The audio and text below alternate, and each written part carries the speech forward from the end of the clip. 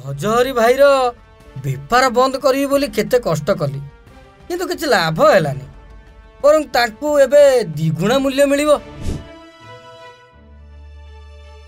अरे दैतारी कौन हैला तुमे दी जण एमिति कांदुछ काहेकि? हे देख एई मला मूसा आ बेंग पड़िथिबा खीर पी मो पुअर अवस्था कौन हेची। अरे एमिति बसिकी कांदिले कौन हेबो चल पुओ को नेकी वैद्यराज पाखकु जिबा। जहा हो ठीक समय रे मो पाखकु नहीं आसिल नहेले किछि भी हेई जाई थांता।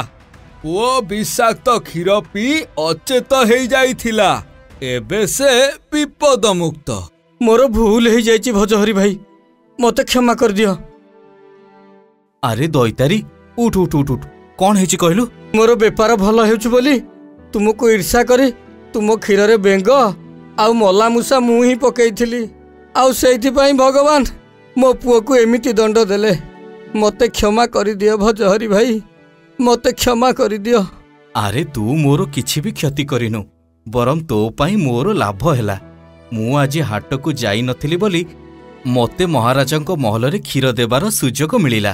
ता छड़ा मु तोते कहिथिली ना जहाँ भाग्य रे जहाँ भगवान देइथिबे ताकू केही भी छड़ेई नहीं पारिबेनी।